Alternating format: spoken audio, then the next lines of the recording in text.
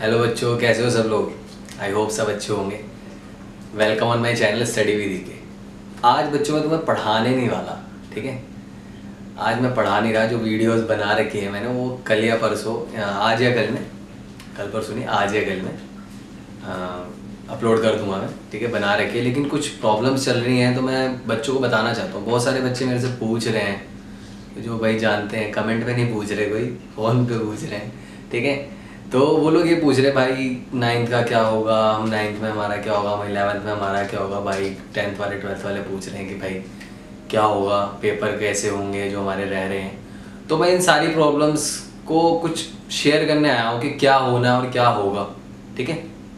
तो जितनी बातें अभी तक हैं, जो नोटिफिकेशंस आई हैं, जो मुझे पता है, वो मैं आप लोगों को बताना चाहता हूँ। सबसे पहले आते हैं 8th तक के बच्चों के ऊपर। भाई 8th तक के बच्चों को गवर्नमेंट ने अनाउंस कर दिया, पहले अनाउंस कर दिया था कि विदाउट डिटेनिंग उनको प्रमोट कर दिया जाएगा अगली क्लास में, ठीक है।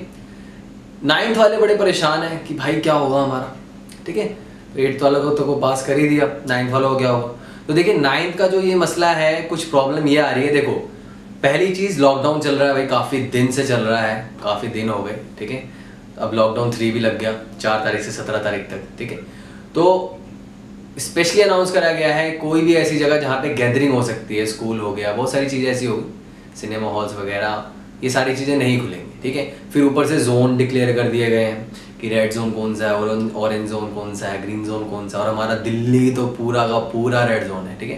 तो यहाँ तो कोई चांस ही नहीं बनता किसी स्कूल के खुलने का है, जो भी है, ठीक है। अब बच्चों के दिमाग में बात आती है यार पेपर चेक हो रहे हैं कि नहीं हो रहे। तो देखो लॉजिक लगा सकते हो, जब स्कूल नहीं खुल रहा है तो पेपर कहाँ से चेक होंगे, ठीक है।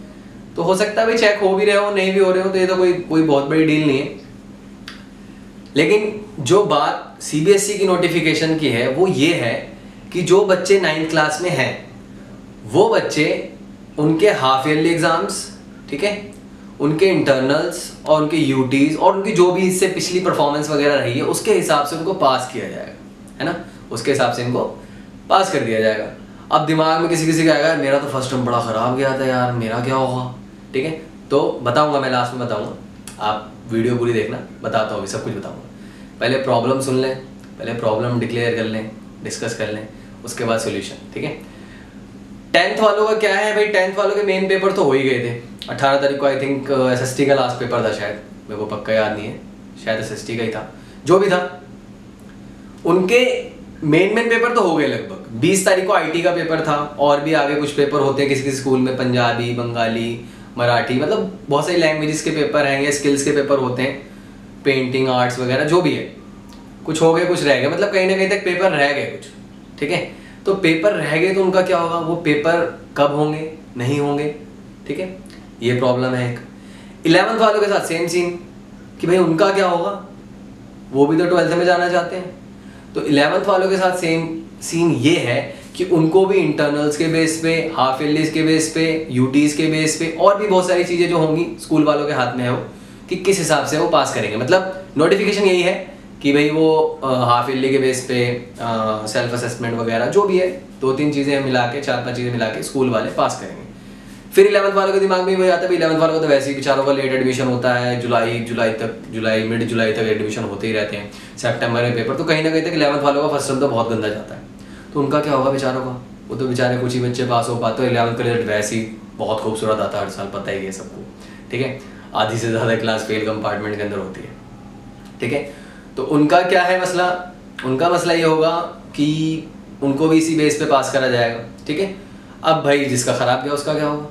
अब आते हैं 12th वाले के साथ सीन क्या है। 12th वाले का भी यही है, उनको तो काफ़ी सारे पेपर आए, उनको तो मेन पेपर भी रह गए, ठीक है।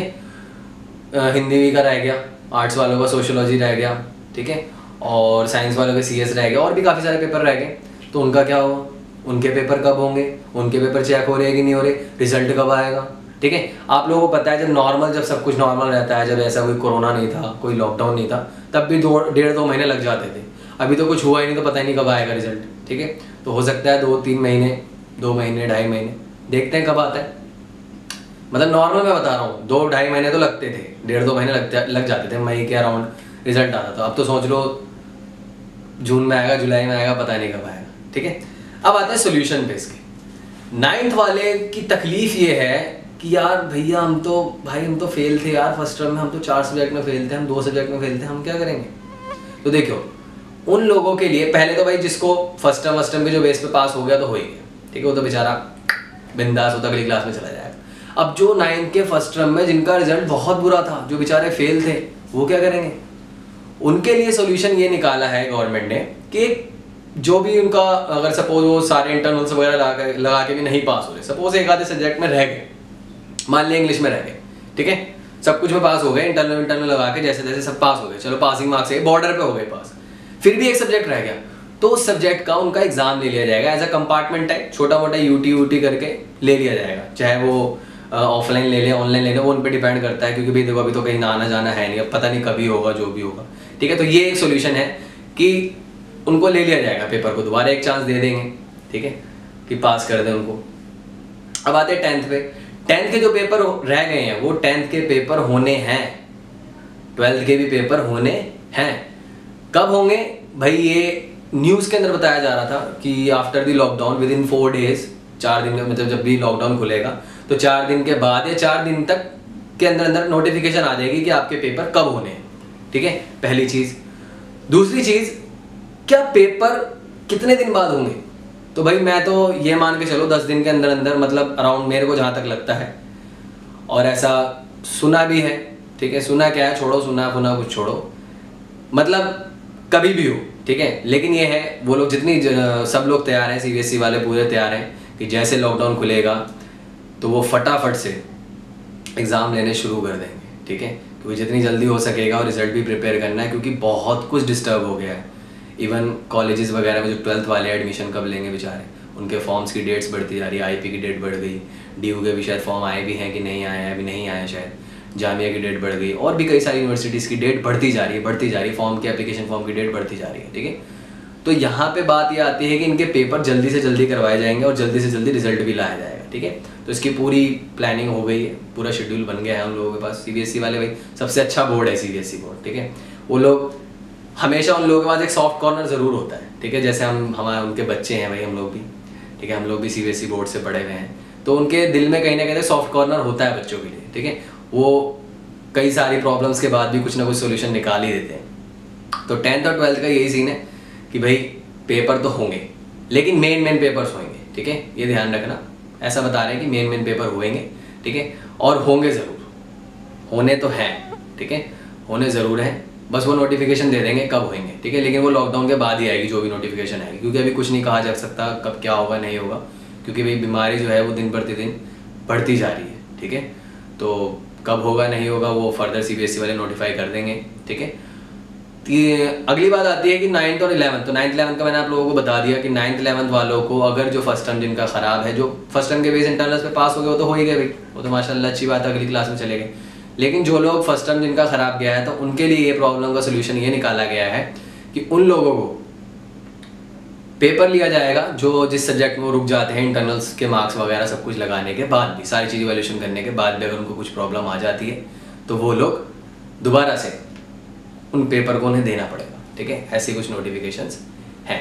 अब आता है हमारे पास कि भाई ये सारी प्रॉब्लम्स कब तक सॉल्व होंगी, तो अभी भाई कुछ नहीं कहा जा सकता, स्कूल कब खुलेंगे। कुछ बच्चे दिमाग में टेंशन लेके बैठे हैं कि भाई पेपर चेक हुए कि नहीं हुआ। भाई देखो, कुछ चेक हुआ ना हुआ, सब लोग अपना ध्यान रखो, ठीक है, बाहर मत निकलो, ठीक है, कोशिश करो इससे, भाई पूरा हिंदुस्तान लड़ रहा है, सब मिलके लड़े। जब ये सब कुछ सही हो जाएगा तो सब कुछ सही हो जाएगा, ठीक है। मानता हूँ हर कोई देख रहा है कि भाई सेशन लेट हो रहा है, बहुत सारी चीज़ें हैं यार, पूरा वर्ल्ड डिस्टर्ब हुआ पड़ा है इस टाइम, ठीक है, सब कुछ उथल पथल हुआ पड़ा है, कुछ नहीं पता क्या होगा नहीं होगा, जिंदा रहेंगे नहीं रहेंगे, मर जाएंगे, क्या होगा, ठीक है, ऊपर वाला जानता है क्या होगा। लेकिन आप लोग ऑनलाइन पढ़ाई पे अपनी ध्यान दें, क्यों? क्योंकि टीचर्स लोग जो हैं बहुत एफर्ट दे रहे हैं अपनी ऑनलाइन पढ़ाने के लिए बच्चों को। तो आप लोग क्या कर रहे हैं, ऑनलाइन को थोड़ा लाइटली ले रहे हैं, तो लाइटली ना लें। क्यों ना लें लाइटली? क्योंकि आपको ही प्रॉब्लम होनी है। देखो, अगर आप अभी नहीं पढ़ोगे तो आपको बाद में पढ़ना पड़ेगा, अभी इतना सा है, बाद में इतना सारा हो जाएगा, ठीक है।